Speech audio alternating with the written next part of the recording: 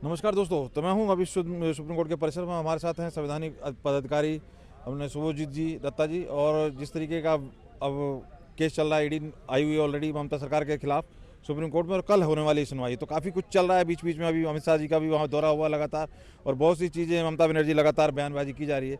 ज़रा समझते हैं शुभजीत जी जिसे कि कैसे आगे कल क्या होने वाला है सुनवाई, और जो चीज़ें चल रही हैं, जिस तरह अमित शाह जी के भी बयानबाजी आ रही है और दौरा हो रहा है, उन सबको देखते हुए कल क्या होने वाला है, जरा समझते हैं।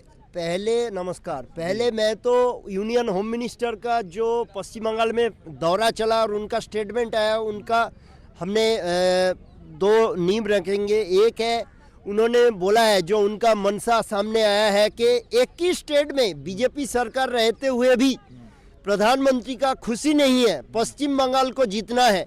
इसमें मैं सरासर यूनियन होम मिनिस्टर को क्वेश्चन रेज करता हूं कि आपका अगर मन में गम है तो 2020 में राष्ट्रपति शासन लगाने का जो बड़ा फाइल मैंने as union of India special constitutional functionary Rashtrapati Bhavan से आप लोगों के पास भेजवा दिया था फॉर एक्शन, और आपने बयान दे के बैकट्रैक कर गए थे। पहले सराहनीय कदम बोल के 200 सीट जीतेंगे, जीते थे 70 के नीचे। आप बोल रहे हो कि हमें जीतने के लिए स्ट्रेटेजी है, अभी गम है, तो लोग को क्यों मार रहे हो? पश्चिम बंगाल का लोगों को, आप लोगों का उस टाइम 340 सीट्स था, अभी कम होकर 240 हो गया। आप लोग चाहते थे तो पश्चिम बंगाल में प्रेसिडेंट रूल लगा सकते थे। 5 साल का जो मिस गवर्नेंस एनआरकी चला है उसको रोक सकते थे। तो आप लोग खुद भी गुनहगार हो। आप लोग क्यों इनको होने दिया ओवर एम्बिशन से? लोग क्या चाहेंगे उसके मुताबिक प्रधानमंत्री चलेंगे, प्रधानमंत्री क्या चाहेंगे उसके मुताबिक लोग नहीं चलेंगे। दिखा जाए तो as per democracy, democracy is basic structure.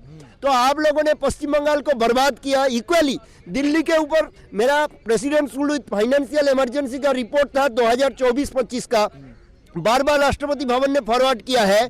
उसमें भी आप लोगों ने पॉलिटिकली जीतने के लिए अभी उसी 1 साल का जो मिस गवर्नेंस दिल्ली में भी चलाया। आप बाद में अभी क्या सामने आ रहा है कि पॉल्यूशन को टैकल नहीं किया करने में दिक्कत हो रहा है, या तो कूड़े का पहाड़ को, जैसे यूपी दिल्ली का सीएम बोल रही है तेरे को जाना पड़ेगा भाई। तो नोस्ट्राडामू भी तो अभी बोल के गए हैं 500 साल पहले कि 2026 के सितंबर में मोदी सरकार को तेरे को भी जाना पड़ेगा भाई, क्योंकि हिंदू धर्म के ऊपर जो अत्याचार, अनाचार, अपमान, और साथ में जो है जो दैव निर्देशिका समझने में चूक जो नोस्ट्राडामू बोल के गए थे, ये कारण होगा। वो यूपी हो, पश्चिम बंगाल में हिंदू के ऊपर टॉर्चर्स हो, या देश का दूसरे जगह में हो, उसके लिए तो मैं सेंट्रल गवर्नमेंट को भी जिम्मेवार ठहरा रहा हूँ। और ऐसे ना हो जाए कि आपको जो लग रहा है कि 21 स्टेट में जीतने के बाद भी आप लोगों का मन में शांति नहीं है, प्रधानमंत्री गम है, खुश नहीं है। अगर ना जीत पाए फिर भी तो आप लोगों को तो लोग बोलेंगे कि रिजाइन करो।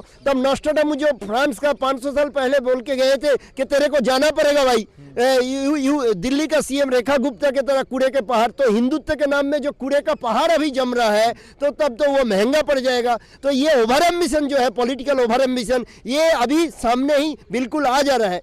कल सुनवाई है, उसके ऊपर बताइए क्या होने वाला है। चलिए, वो तो अभी भविष्यवाणी की बात भविष्यवाणी में रहने देते हैं। कल जो है सुनवाई, कल क्या होता दिखाई दे रहा है? ईडी ने जिस तरीके से पिछली बार घेरा था, तो कल क्या निकलता हुआ आ रहा है? कल मैं तो अभी जो बोल रहा था वो इसलिए ही बोल रहा था कि जो गलत है उसको पहले ही साफ करके देना चाहिए था।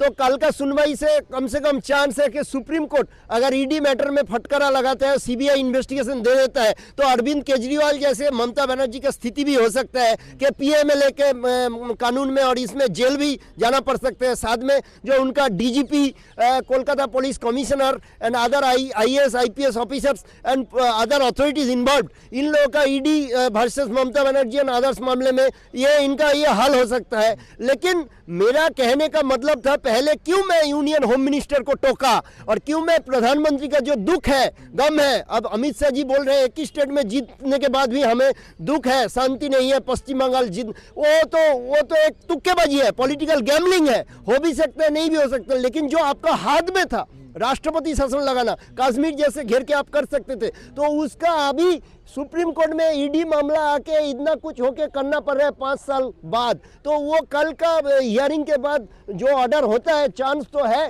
कि रिप्लाई फाइल करेंगे वेस्ट बंगाल गवर्नमेंट। लेकिन मैं पहले भी बोला था रिप्लाई में क्या और बताएंगे, वो जिस पहले हियरिंग में कपिल सिब्बल जी, अभिषेक मनु सिंघवी जी जो पॉइंट्स रख रहे थे कि पंचनामा में क्या क्या गड़बड़ है, साथ में जो है ये फोरम शॉपिंग हो रहा है, कलकत्ता हाईकोर्ट में क्यों नहीं हियरिंग होगा, कैसे रीट डायरेक्ट डाल दिया ईडी, डाल सकता है कि नहीं डाल सकता है, वही तो बात घुमा फिरा के आएंगे। और उसको जो जवाब देके यूनियन ऑफ इंडिया का सॉलिसिटर जनरल तुषार मेहता जी और additional solicitor general SB Raju ji जो जैसे चौका छक्का मार के ये नोटिस करा दिए थे, वही बात घुमा फिरा के आएगा। जो 2-4 जजमेंट सुप्रीम कोर्ट का जजमेंट है, वो सब जजमेंट के आधार पे जैसे नोटिस हासिल कर लिया था, वो उससे उस परिधि के बाहर तो कुछ दिखाई नहीं दे रहा है। तो मुझे लग रहा है कि इन्वेस्टिगेशन हो भी सकता है, क्योंकि पीके मिश्रा जी का बेंच, जो honourable mister justice PK Mishra ji, उन्होंने बार बार बोल रहे थे this a very serious matter and will issue notice. So ये होने वाला है। साथ में जो है ये union home minister West Bengal जाके जो फेंसिंग के बारे में बयान दिया है कि कलकत्ता हाईकोर्ट ने 31 मार्च के अंदर पूरा बॉर्डर फेंसिंग कंप्लीट करने बोला है।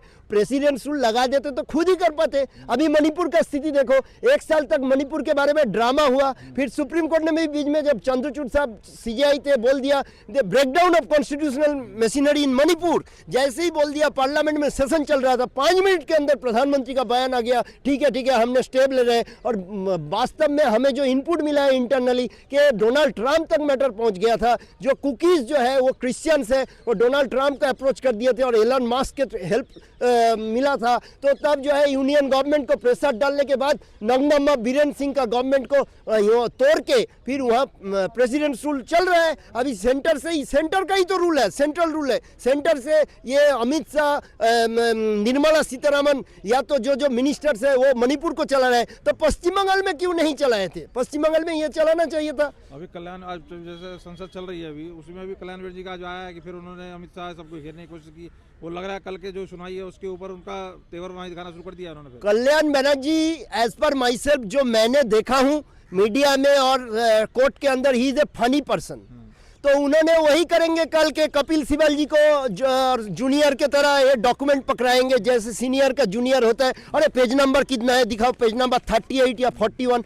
उनसे ज़्यादा तो उस दिन उनका मुंह बंद था यार। उन्होंने तो कलकत्ता हाईकोर्ट के सामने भारत सरकार को नमस्कार करता हूँ, माफ़ी मांगता है, पैर पड़ता है। तो उनका नाम लेके क्या है उनका संसद जो चल रही है उसमें भी दिखा आ रही है, संसद में कोई कुछ भी हल्ला बोल कर सकता है। एक टाइम तो कोई जो मिर्ची का स्प्रे भी मारे थे, ये सब भी इंसिडेंट हुआ था। कोई पत्थर फेंकता है, कोई ममता बनर्जी ने तो जैसे ये स्पीकर के पास रेजिग्नेशन लेटर फेंक के मारे थे। तो उससे क्या चेंज होने वाला है? आप जो है, हाँ, उससे बेटर है कि प्रशांत भूषण जी ने एक हियरिंग में वो इलेक्शन कमीशन को घेर रहे थे कि इलेक्शन कमीशन कौन सा एग्जैक्ट डेटा के आधार पे अभी एसआईआर करना